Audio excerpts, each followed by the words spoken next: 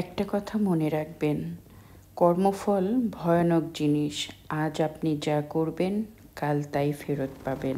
আসসালামু আলাইকুম, কেমন আছেন সবাই? আশা করি আমার প্রিয় ভিউয়ার্সরা যেখানে আছেন আজকে আমার ব্লগটি যারা দেখছেন সবাই অনেক অনেক বেশি ভালো আছেন।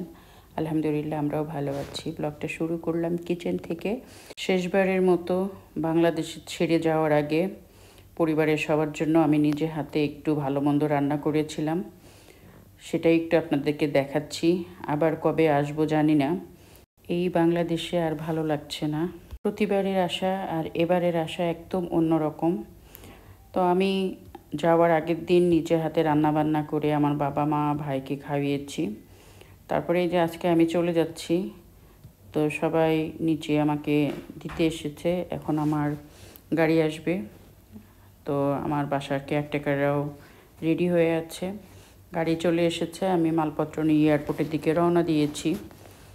তো এই যে যাচ্ছি, সবাই দোয়া করবেন ঠিকঠাক মতো যেন দুবাইতে গিয়ে পৌঁছাতে পারি। আর আপনাদের ভাইয়া তো আমাকে রেখে 10 দিন আগেই চলে গিয়েছে। আমি 10 দিন পরে নেহাকে নিয়ে একা একা যাচ্ছি, সুন্দর সুস্থভাবে যেন দুবাইতে গিয়ে পৌঁছাতে পারি। তো আমাকে এয়ারপোর্টে রাখতে আমার আব্বা এসেছে। এয়ারপোর্টের বেশ কিছু নিয়মকানুন থাকে, সেগুলো সব শেষ করলাম, করে এই যে ভিতরে ঢুকে পড়েছি। আর আকাশটা অনেক মেঘলা ছিল, গুড়ি গুড়ি বৃষ্টি পড়ছিল, মনটা বেশি ভালো ছিল না। প্রতিবারে যাওয়া আর এবারে যাওয়ার মধ্যে অনেক পার্থক্য। যে কোনো বিদায়ই অনেক কষ্টের, অনেক কষ্ট লাগছিল। আসলে মনের অবস্থা খুব একটা ভালো নেই, তারপরও কিছু কথা না বলে পারি না। স্বার্থের লোভে যারা রূপ বদলায় তারা কখনো মানুষের ভালো মন্দ লাভ ক্ষতি উপলব্ধি করতে পারে না। তারা শুধু জানে সব কিছুর ঊর্ধ্বে তাদের স্বার্থটাই। লুটপাটের দেশ বাংলাদেশ, এটা বললে ভুল হবে না। কারণ গত 2 দিনে যা দেখলাম, এখানে মানুষ আসলে কি আমরা মুক্তি চেয়েছিলাম? মুক্তি চাইনি, লুটপাট করতে চেয়েছিলাম। কারণ যারা 10 বছর 15 বছর ক্ষমতায় থাকে তারা তো লুট করেই, আর যারা আমরা একটা দিন সুযোগ পাই তারাও কিন্তু ছেড়ে দেই না, আমরা তাদের কাতারেই পড়ি। যেই অবস্থা দেখে আসলাম বাংলাদেশে, এরকম কিন্তু কারোরই কাম্য ছিল না। আশা করি সব কিছু স্বাভাবিক হয়ে যাবে, সবাই সুস্থ সুন্দরভাবে জীবনযাপন করবে। আর এই যে আমরা চলে এসেছি দুবাই এয়ারপোর্টে। দুবাই এয়ারপোর্টে আসার পরও আমি এখান থেকে একজনকে নিয়েছি, তার মাধ্যমে আমার মালগুলোকে নিয়ে আসছি। তারপর আপনাদের ভাইয়া আমাদেরকে আনতে গিয়েছিল। এই যে বাসায় চলে এসেছি। বাসায় এসে এখন সব কিছু নামানো হচ্ছে। আর এখন রাত বাজে এখানে 11:30, মানে দুবাই টাইম। বাংলাদেশে এখন 1:30 বাজে।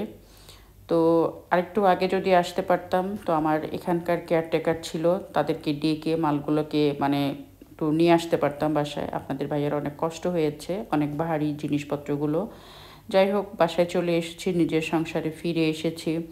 বাসায় এসে দেখি সব কিছু এলোমেলো হয়ে আছে, কারণ ছেলে মানুষ কোনো কাজ করতে পারে না। বিশেষ করে আপনাদের ভাইয়া কোনো কাজ করতে পারে না, ঘর সংসারের কোনো কাজ সে জানে না। তারপরেও অনেক ছেলেরা আছেন, অনেক ভাইয়ারা আছেন, তারা একদম মেয়ে মানুষের মতো সমস্ত ঘরের কাজ করতে পারে, কিন্তু আপনাদের ভাইয়া পারে না। এই যে লাগেজগুলো আমি বারান্দার দিকে রেখে দিয়েছি। ঘরবাড়িতে প্রচুর ময়লা। আমি আমার হেল্পিং হ্যান্ডকে ফোন করেছি, ও আসবে। আস্তে আস্তে সব কিছু ঠিক করে ফেলবো, গুছিয়ে ফেলবো। আসলে নিজের সংসারে আসতে পেরে ভালো লাগছে। বাংলাদেশে একটা মনে হচ্ছিল মানে দম বন্ধ করা একটা পরিবেশে ছিলাম, সেখান থেকে এখানে চলে এসেছি। আর যেহেতু আমরা প্রবাসী, আমাদের এখানেই সব কিছু, তো এখানে আমাদের আসতেই হবে, ভালো না লাগলেও মানে ভালো লাগাতে হবে। তবে আমরা যারা অনেক বছর ধরে বিদেশ বাড়িতে থাকি, আমাদের কাছে আমরা যেখানে থাকি সেখানেই আমাদের কাছে ভালো লাগে। তো বাংলাদেশ থেকে এসছি, আপনাদের ভাইয়ার জন্য একটু আমি গরুর মাংস রান্না করে নিয়ে এসেছিলাম, আর চিংড়ি মাছ নিয়ে এসেছিলাম। সেটা দিয়ে আপনাদের ভাইয়ার খুবই পছন্দের একটা খাবার ডাটা, ডাটা শাক বা ডাটা রান্না করে ভালো করে খেতে পারলে খুবই মজা। এই যে আমি ডাটাগুলো নিয়ে এসেছিলাম, চিংড়ি মাছ আর কাঁঠালের বিচি দিয়ে এই ডাটাটা আমি এখন রান্না করব। এটা খেতে আমিও পছন্দ করি, আপনাদের ভাইয়াও খুব পছন্দ করে, বিশ্বাস করেন।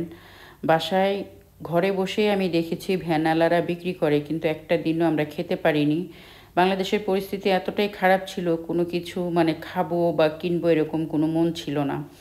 তো আসার সময় আমার আব্বা আমাকে এই ডাটাগুলো কিনে দিয়েছে, যেহেতু আপনাদের ভাইয়া পছন্দ করে। তো আমি সাথে সাথেই বাংলাদেশ থেকে এসেই আমি এটা রান্না করে দিলাম, তা না হলে নষ্ট হয়ে যাবে। আর এই যে একটা ইলিশ মাছ ভিজিয়ে নিয়েছি। আপনাদেরকে বলেছিলাম কি কি নিয়ে এসেছি সেগুলো একটু শেয়ার করব। এত রাতে এসেছি, আসার পরের দিন কিন্তু আপনাদের ভাইয়ার ডিউটি ছিল, নেহা ঘুমিয়ে পড়েছিল, যার কারণে আমি একা একা এই বাজারগুলো কিভাবে রাখবো না ভিডিও করব, আর অনেক রাত আমি কিছুই করতে পারিনি। তবে সব কিছু ফ্রিজে রেখে দিয়েছি। এখন সকালে আমি উঠে একটা মাছ বের করেছি, যে এই মাছটা আমি সুন্দর করে এখন আপনাদের ভাইয়ের জন্য রান্না করব। আর ডাটাটা রান্না করছি, মানে দেশি খাবারগুলো যদি আপনি ফ্রেশ না খান তাহলে এগুলো ভালো লাগবে না। আর এই খাবারগুলো কিন্তু দুবাই শহরে পাওয়া যায় না। অন্যান্য দেশে আমি দেখেছি সব কিছুই পাওয়া যায় দেশি খাবার, কিন্তু আমাদের এখানে কিন্তু সব কিছু অ্যাভেলেবেল না। ইলিশ মাছটা পাওয়া যায় কিন্তু ওটা খাওয়া যায় না, একদম গন্ধ হয়ে যায়। 6 মাস, 1 বছর, 1.5 বছর আগের মাছ থাকে। আর এই মাছ যেহেতু আমি ফ্রেশ ফ্রেশ নিয়ে এসেছি, আমি চেষ্টা করছি যে সুন্দর করে রান্না করে একদম টাটকা মাছগুলো খাওয়ানোর জন্য। দেশ থেকে আসার পরে আমি ভিডিও ছাড়তে চেয়েছিলাম, কিন্তু আসলে বিশ্বাস করবেন না, মনের অবস্থা খুব খারাপ। দেশের সরকার চেঞ্জ হয়েছে, সব কিছু মিলিয়ে আমি কিন্তু ভিডিও দিতে পারছি না, কারণ মনের অবস্থা খুবই খারাপ। আর ইলিশ মাছটা আমি এই যে কচু দিয়ে রান্না করব, কচুর মুখিগুলোও আমি নিয়ে এসেছি। তো এই কচুর মুখি দিয়ে ইলিশ মাছ আর বেগুন দিয়ে রান্না করব এখন।